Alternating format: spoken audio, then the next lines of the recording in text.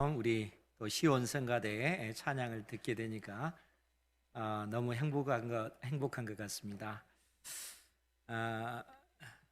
잠언 17장 3절 말씀에 보면 도가니는 은을, 풀무는 금을 연단하거니와 여호와는 마음을 연단하시느니라 라는 말씀이 있습니다.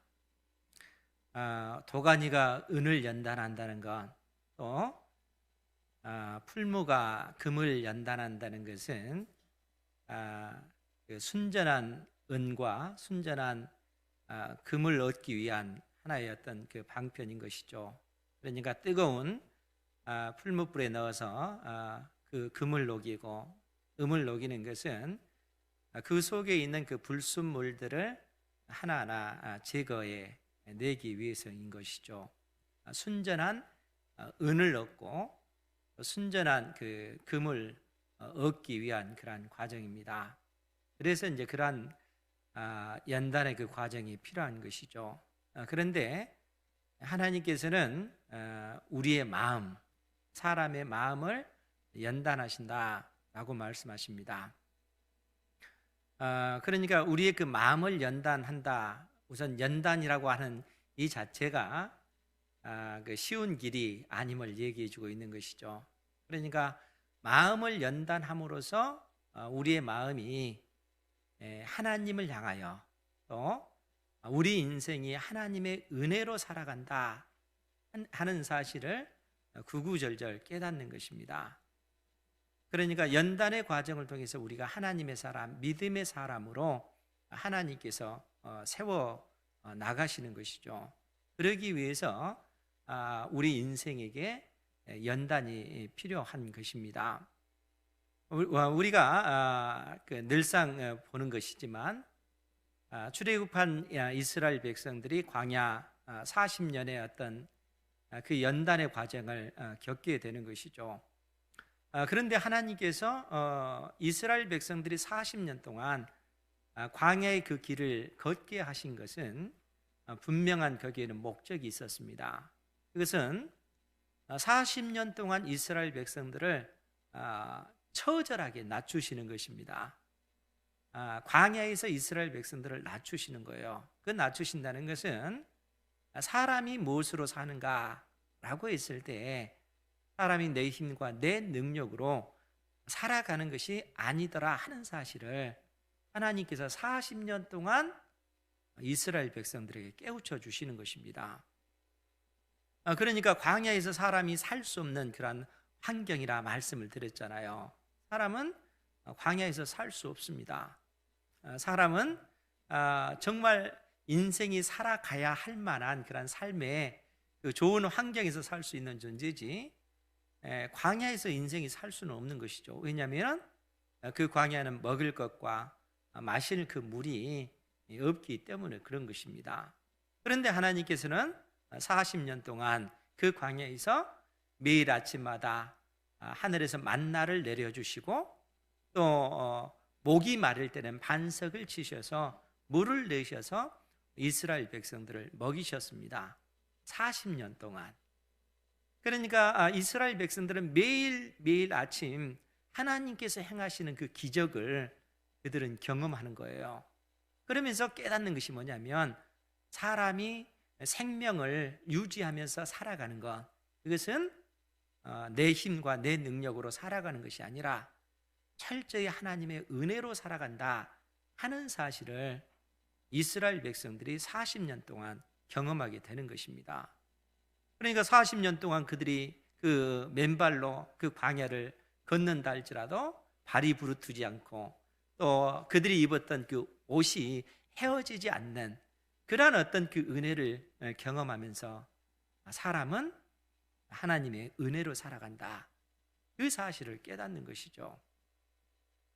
하나님께서는 믿음의 백성들에게 이 진리를 가르쳐 주기를 원하시고, 그리고 성경을 통해서 믿음의 백성들에게 이 진리 가운데 너희들이 견고히 서야 된다라고 이야기를 하고 있는 것입니다.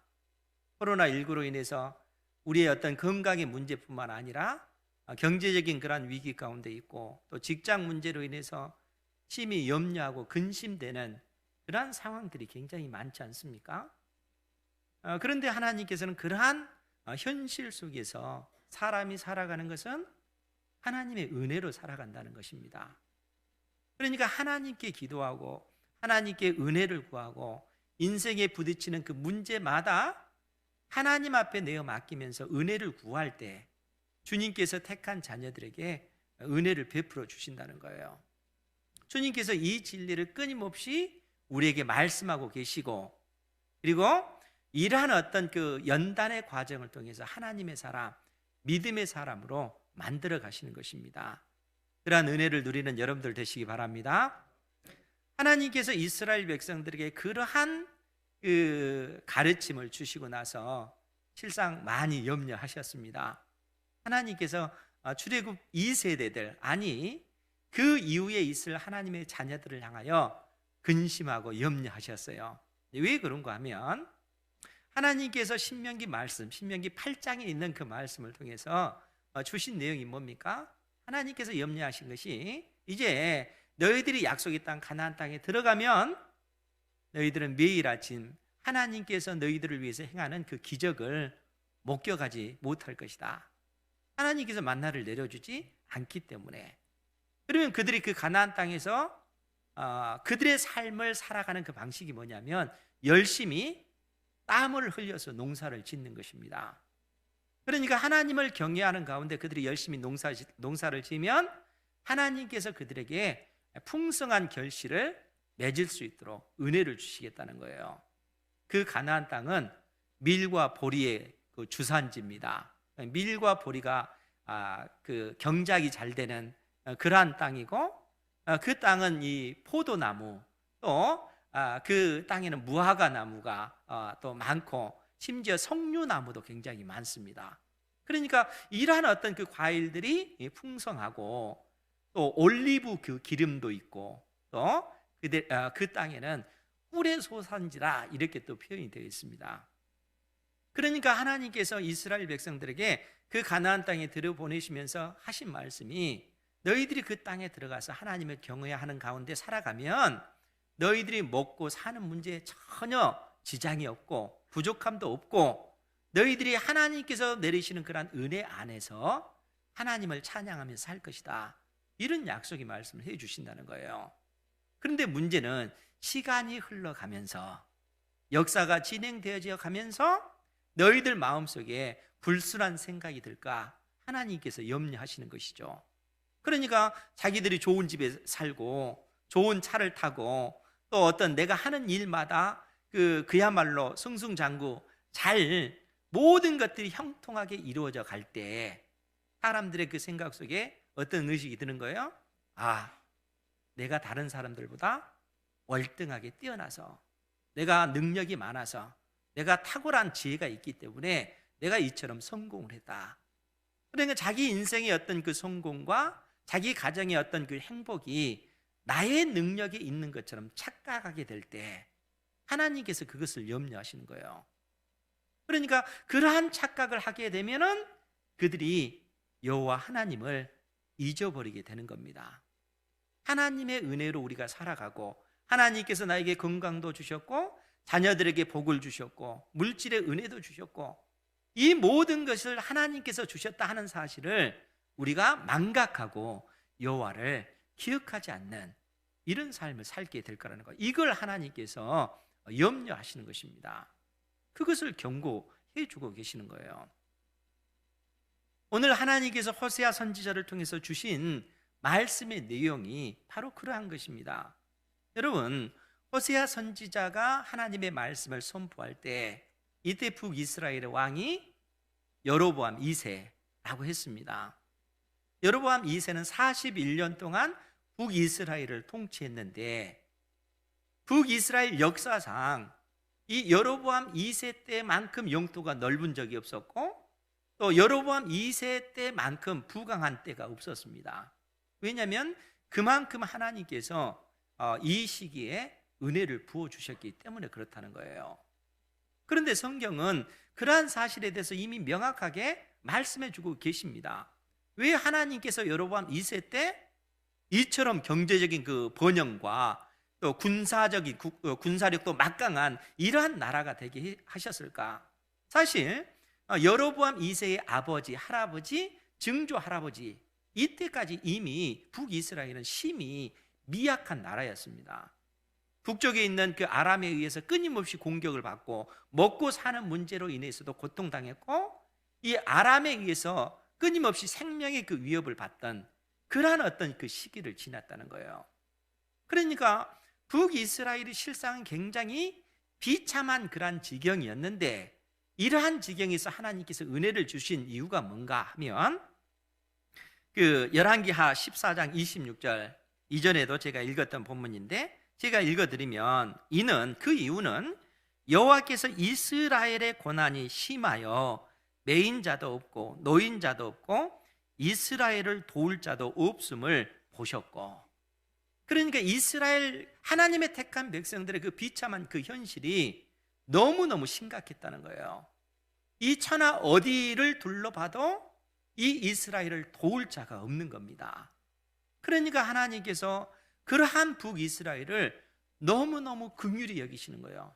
불쌍히 여기시는 것입니다. 그래서 하나님께서 내신 방법이 여로보암의 손으로 구원하심이었더라. 하나님께서 그러한 그 북이스라엘을 불쌍히 여기셔서 여로보암의 손을 통해서 북이스라엘이 부강한 나라가 되도록, 그들이 농사를 지을 때마다 풍년이 되도록 하나님께서 만드셨고, 또 모든 어떤 그 과일, 나무마다 열매가 맺는 이러한 어떤 은혜와 그 복을 하나님께서 내려주신 것입니다.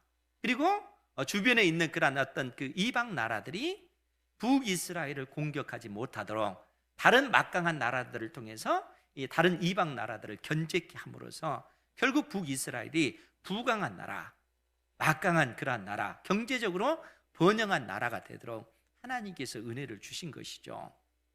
그런데 여러분, 이러한 은혜를 하나님의 자녀들이 누리면 실상 그러한 어떤 그 하나님의 그 크신 은혜에 감사하며 하나님께 영광을 돌려야 되지 않겠습니까?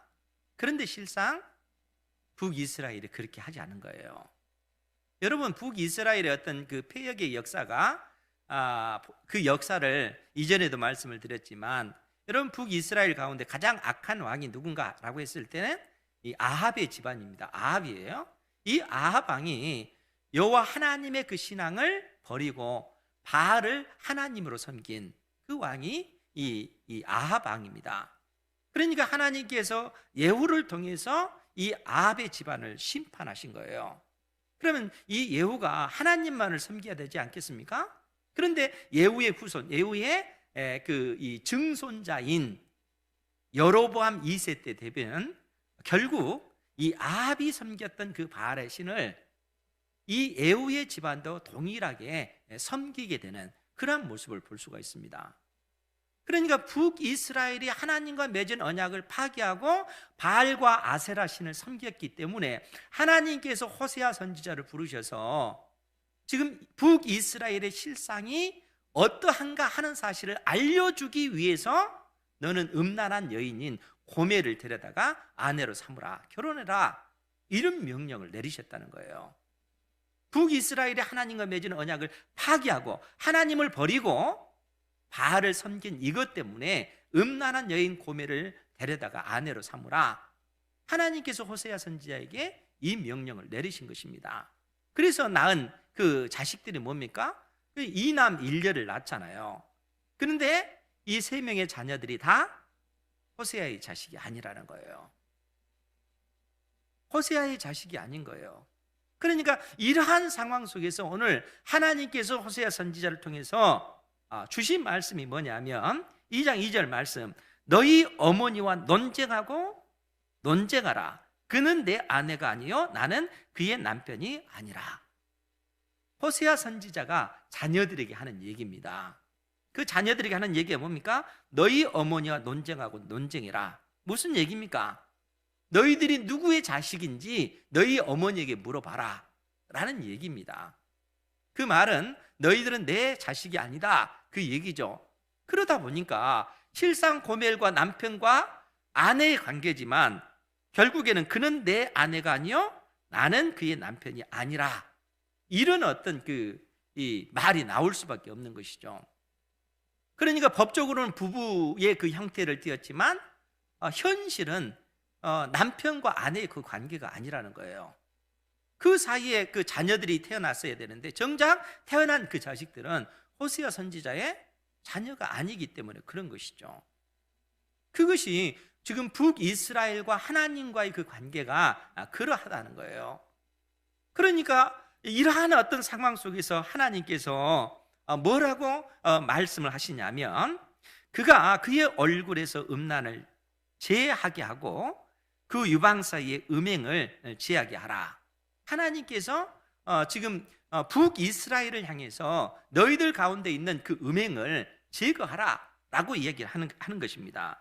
그러면서 3절에 뭐라고 말씀하시냐면, 그렇지 아니하면 내가 그를 벌거 벗겨서 그 나던 날과 같게 할 것이요 그로 광야 같이 되게 하며 마른 땅 같이 되게 하여 목말라 죽게 할 것이며, 지금 하나님께서 내가 그를 벌거 벗긴다라는 얘기는 하나의 비유적인 그 표현인데, 지금 하나님께서 북이스라엘을 아수르를 통해서 멸망시키실 것이고, 이 북이스라엘이 멸망당한 이후에 하나님의 택한 백성들이 이방 땅으로 포로로 끌려갈 때 벌거 벗겨진 그 모습으로, 그러한 어떤 비참한 모습으로 끌려갈 것을 이처럼 말씀해 주고 있다는 거예요. 여러분, 여로보암 2세가 북이스라엘 역사상 가장 이 막강한 그러한 시대라고 했잖아요. 그런데 그로부터 약 30-40년 후에 아수르에 의해서 북이스라엘은 그 번영했던 그 나라가 한순간에 멸망당하고 맙니다. 하나님께서 그러한 그 심판을 내리신 거예요. 하나님과 맺은 언약을 파기하고 바알과 아세라를 섬기는 그 북이스라엘을 향해서 이러한 심판의 말씀을 내리신 것입니다. 그렇기 때문에 4절 이하의 말씀도 보면, 내가 그의 자녀를 긍휼히 여기지 아니하리니 이는 그들이 음란한 자식들임이니라. 그러니까 북이스라엘 역사가 결국 이렇게 되어지는 거예요. 그들의 조상도, 그 위의 조상들도, 그들의 후손들도 끊임없이 그 조상이나 그 후손들이나 하나님과 맺은 언약을 파기하고 하나님을 섬기지 아니하고 바알과 아세라를 섬기는 이러한 죄악된 그 길을 걸어갔음을 이처럼 말씀해 주고 있다는 겁니다. 그러면서 5절 말씀 우리 같이 한번 보겠습니다. 5절 말씀입니다. 시작. 그들의 어머니는 음행하였고 그들을 임신했던 자는 부끄러운 일을 행하였나니 이는 그가 이르기를 나는 나를 사랑하는 자들을 따르리니 그들이 내 떡과 내 물과 내 양털과 내 삶과 내 기름과 내 술들을 내게 준다 하였음이라. 아멘. 지금 왜 고멜이 음행할 수밖에 없었는가? 이 호세아의 아내였던 이 고멜이 왜 음행할 수밖에 없었던가? 그 이유를 말하기를, 이는 그가 이르기를 나는 나를 사랑하는 자들을 따르겠다. 왜냐하면 나를 사랑하는 자들이 나에게 먹을 것과 입을 것, 그 모든 것을 다 준다고 약속했기 때문에 그렇다라고 얘기하는 거예요. 여러분, 지금 이 말이 무슨 얘기입니까? 지금 하나님께서 북이스라엘에게 내리신 그 은혜가 누가 준 것인가 생각해 보라 하는 겁니다. 하나님께서 택한 백성 이스라엘에게 그러한 은혜를 주신 거예요. 이 땅에서 건강하게 살 수 있는 그러한 은혜도 주시고 먹고 사는 것이 풍족하도록 하나님께서 북이스라엘 역사상 가장 번성한 그러한 복을, 그러한 은혜를 이 여로보암 2세 때 내려주신 것입니다. 그런데 북이스라엘 백성들은 뭐라고 얘기하는 거예요? 이러한 어떤 그 은혜가 왜 우리에게 임했는가? 이러한 복을 우리가 어떻게 해서 누릴 수 있었는가? 그것은 이 여로보암 2세와 정치 지도자들이 탁월했기 때문이 아니냐, 이렇게 언급하기도 하고, 또한 그들이 궁극적으로 이러한 우리가 이처럼 부강한 나라가 된 것은 우리가 섬기는 바알과 아세라가 우리에게 복을 주었기 때문에 그렇다.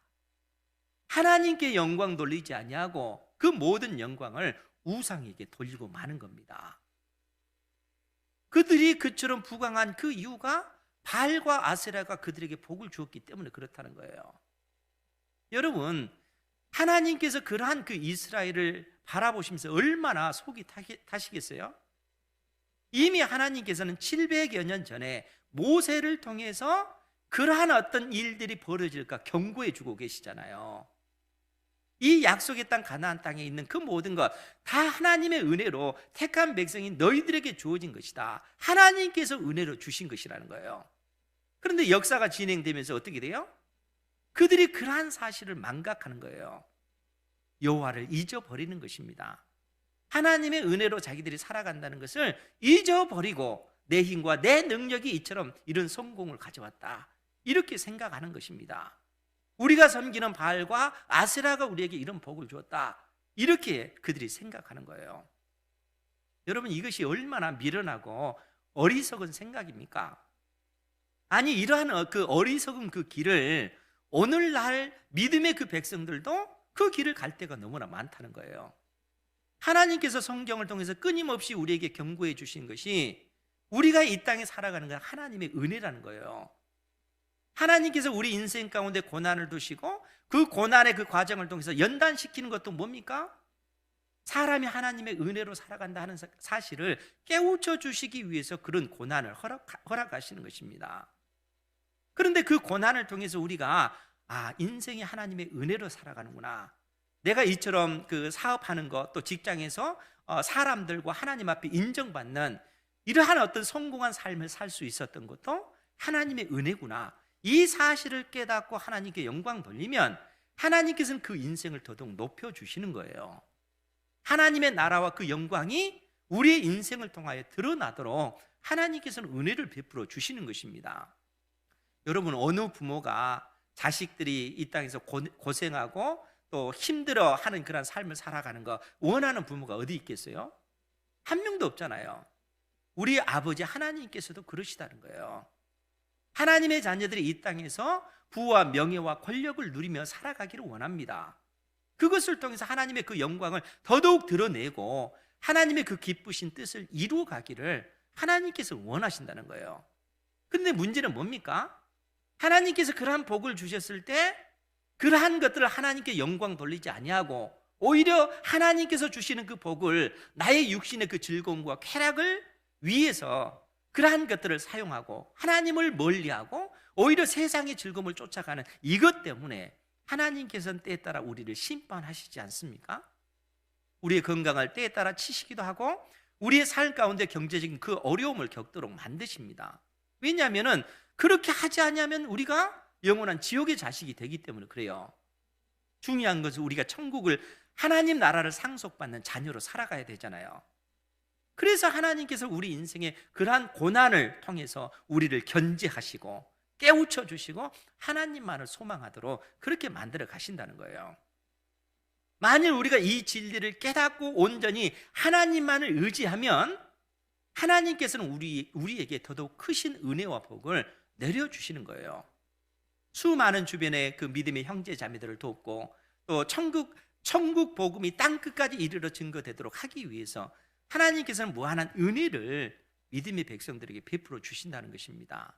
이 은혜를 누리는 여러분들 되시기 바랍니다. 하나님께서 모든 것을 다 주셨다는 거예요. 하나님께서 여로보암 2세 당대 북이스라엘 땅에 그러한 복을 내려주신 것입니다.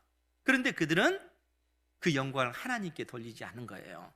그래서 하나님께서 8절 말씀에 뭐라고 말씀하시냐면 곡식과 새 포도주와 기름은 내가 그에게 준 것이요 그들이 바알을 위하여 쓴 은과 금도 내가 그에게 더하여 준 것이거늘 그가 알지 못하도다.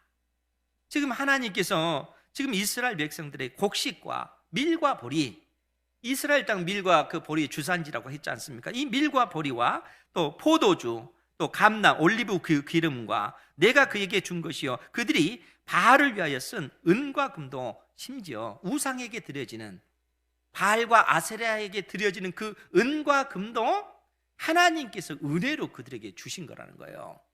그런데 정작 그들은 그러한 은혜를 베푸신 그 하나님을 잊어버리고 그 모든 것을 바알이 우리에게 줬다. 아세라 신이 우리에게 이러한 복을 내렸다. 이렇게 지금 그들이 말하고 있다는 거예요. 여러분, 하나님께 영광 돌리지 아니하고 이러한 그 길을 가는 그 인생의 그 어떤 삶이 행복하겠습니까? 그렇지 않잖아요. 하나님께서는 구약 성경을 통해서 신약 성경을 통해서 끊임없이 믿음의 백성들에게 경계하신 그 내용이 바로 그런 내용이라는 거예요. 자녀답게 살지 못하면 하나님께서 주시는 그런 복을 하나님의 그 영광을 드러내는 데 쓰지 못하고 오히려 우상을 섬기는 데 사용하게 되면 그 사람의 인생 가운데 하나님의 언약적 심판, 징계가 임하게 된다는 거예요. 그래서 하나님께서 9절 말씀에 뭐라고 말씀하시냐면, 그러므로 내가 내 곡식을 그것이 익을 계절에 도로 찾으며 내가 내 새 포도주를 그것이 맛들 시기에 도로 찾으며 또 그들이 벌거벗은 몸을 가릴 내 양털과 내 삶을 빼앗으리라. 그러니까 하나님께서 하나님께 영광 돌리지 않는 그들에게 언약적 심판을 내리시겠다는 거예요. 그러니까 그 심판이 어떻게 임하냐면은 사실 추수가 지금 거의 다 지난 그런 때인데 추수하기 위해서 여러분 그 가을 들판에 노란 그 어떤 벼의 모습을 한번 생각을 해보십시오. 추수할 때가 딱 됐는데 갑자기 태풍이 불어서 그 자연재해를 통해서 그 어떤 추수해야 될 그러한 어떤 그 모든 그 벼들이 물에 잠겼다고 생각해 보세요. 얼마나 비참합니까? 하나님께서 그렇게 징계하시겠다는 거예요. 그러니까 하나님께서 지금까지 내렸던 그 모든 복을 거둬들이시겠다는 겁니다. 왜 그렇습니까? 하나님께 영광 돌리지 못하고 오히려 우상에게 그 영광을 돌리고 자기 자신에게 그 영광을 돌렸기 때문에 그렇다는 거예요. 인생이 하나님의 은혜로 살아가는데 그 은혜를 망각하고 살아가기 때문에 하나님께서 이러한 그 징계를 북이스라엘 땅에 내리시겠다라고 지금 말씀하고 계시는 것입니다. 10절 이하의 말씀도 이제 내가 그 수치를 그 사랑하는 자의 눈 앞에 드러내리니 그를 내 손에서 건져낼 사람이 없으리라. 내가 그의 모든 희락과 절기와 월삭과 안식일과 모든 명절을 폐하겠고, 무슨 얘기입니까? 북이스라엘을 멸망시키겠다는 거예요. 그들이 더 이상 절기를 지키지 못하는 그러한 나라가 되도록 하나님께서 멸망시키겠다라고 얘기하는 겁니다. 12절 말씀도 그가 전에 이르기를 이것은 나를 사랑하는 자들이 내게 준 값이라 하던 그 포도나무와 무화과 나무를 거칠게 하여 수풀이 되게 하며 들짐승들에게 먹게 하리라. 하나님께서 그 땅을 황폐한 땅이 되도록 만들어 버리시겠다는 거예요. 그러면 포도나무가 무슨 의미가 있겠습니까? 포도원을 가꾸지 못하니까 수풀이 우거진 그러한 땅이 되고 마는 거예요. 하나님께서 북이스라엘을 향해서 이러한 심판을 내리시겠다라고 말씀하고 계시는 것입니다. 13절 말씀도 마찬가지죠. 우리 13절 같이 한번 볼까요? 시작. 그가 귀고리와 회물로 장식하고 그가 사랑하는 자를 따라가서 나를 잊어버리고 향을 살라 바알들을 섬긴 시일대로 내가 그에게 벌을 주리라. 여호와의 말씀이니라. 아멘. 하나님께서 하나님을 잊어버리고 인생이 하나님의 은혜로 살아간다 하는 사실을 망각하고 자기의 어떤 그 인생의 그 즐거움과 행복을 쫓아간 그 인생들에게 하나님께서는 이러한 진노를 내리시겠다는 거예요. 그렇게 함으로써 우리를 하나님의 그 언약 백성으로 다시 돌이키도록 만드시기 위해서라는 겁니다. 사랑하는 성도 여러분, 사실 하나님께서 약속하신 이 말씀은 역사 가운데 대대로 믿음의 그 백성들의 삶 가운데 성취되었던 그러한 내용들입니다. 아니, 하나님의 말씀은 오늘도 살아서 운동력 있는 생명의 말씀이기 때문에 여전히 오늘날에도 우리에게 그대로 유효하게 적용이 되고 있다는 거예요. 하나님께서 오늘 이 말씀을 통해서 그래서 우리에게 경고하고 계시는 거예요. 너희들이 이 땅에 살아갈 때 코로나19로 인해서 사람들이 어떤 건강의 문제로 인해서 두려워 떨고 이로 인해서 얼마나 많은 사람들이 경제적인 그런 위기 가운데 있습니까? 믿음의 백성들도 그 위기 가운데 있다는 거예요. 그 어려움 속에 있는 것입니다. 그런데 하나님께서는 그 가운데서도 피할 길을 이미 우리에게 제시하고 계십니다. 그 길이 뭡니까? 하나님께 소망을 두는 것이라는 거예요. 인생의 그 모든 그 문제를 하나님 앞에 아뢰면서 기도하고 은혜를 구하라는 것입니다. 하나님은 살아 계시기 때문에 택한 자녀들을 버리지 않으시는 분이시라는 거예요. 그러니까 우리가 그러한 어떤 믿음으로 아버지 앞에 나가서 아버지 앞에 전심으로 우리 인생의 모든 것을 내어 맡기고 나아가면 하나님께서는 하나님의 그 능력과 하나님의 그 지혜로 우리 인생을 경영해 가시고 우리를 하나님의 그 사람으로 새롭게 세워주신다는 거예요. 주님께서 믿음의 백성들에게 그 약속을 해주고 계시는 것입니다.